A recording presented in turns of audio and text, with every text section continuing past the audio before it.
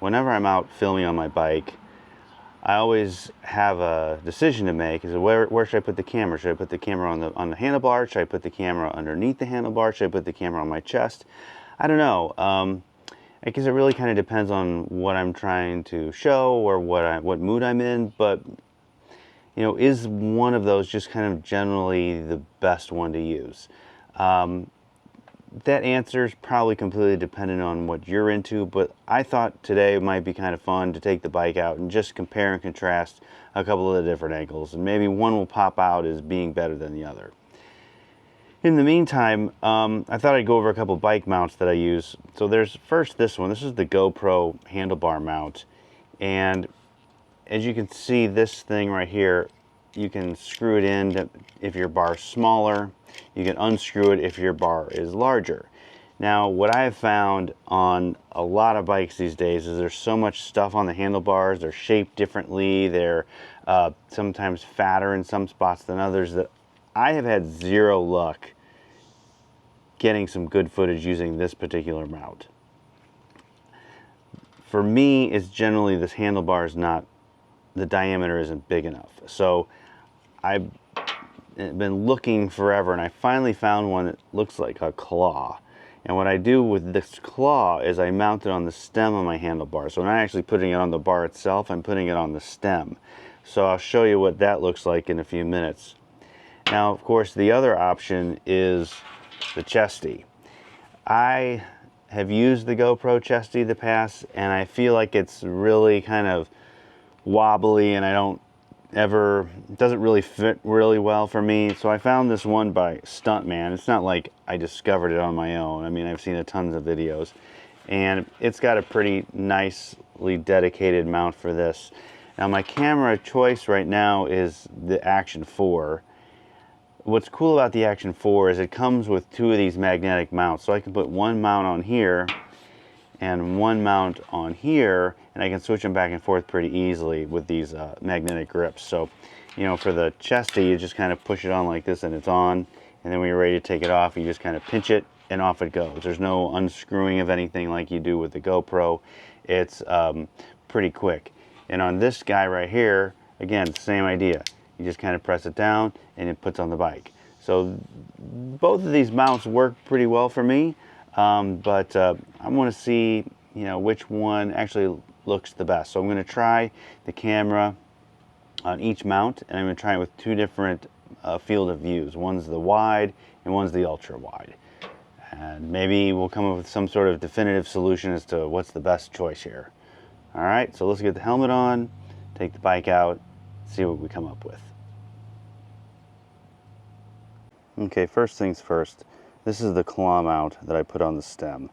It's got a huge hook on either side, and it can get really, really wide, so it can kind of cover just about any part of your bike you want. It's got a huge thumb screw on here, so you can really tighten down hard if you need to.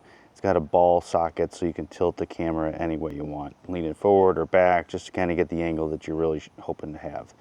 It's pretty handy because it's really easy to take off and put back on. I've even used this as a tripod sometimes. So let's look at it from the front.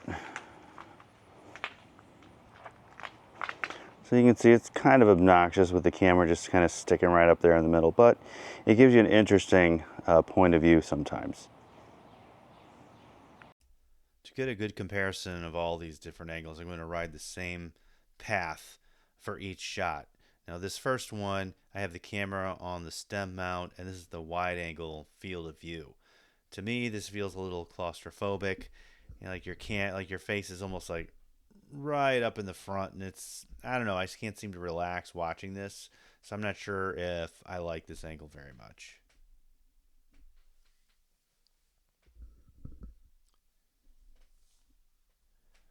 Okay, now this is the same mounting position, but this time we have the ultra wide field of view. This feels a lot more relaxing than the previous shot.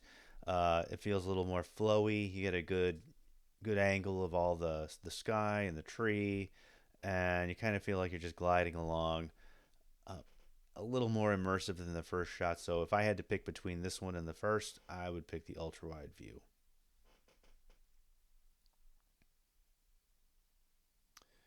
Now I've moved the camera to the chest mount, and this is the wide field of view. And I think when it's on the chest, you get a little more of immersive feel because you can kind of see the arms, you kind of see the bike rocking back and forth, you get a little more of the handlebars, but at the same time, it's maybe a little less sky. I mean, you still get a nice wide view of everything, so you know this might work out.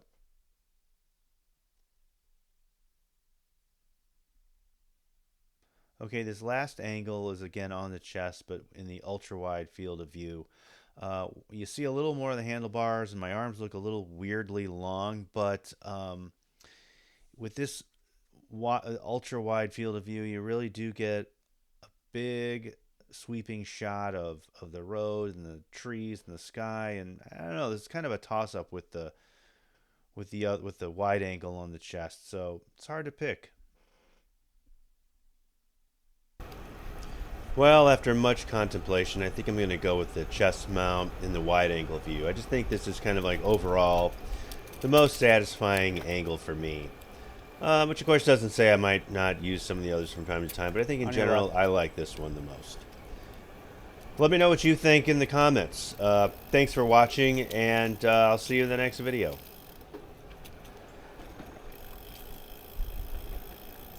On your left.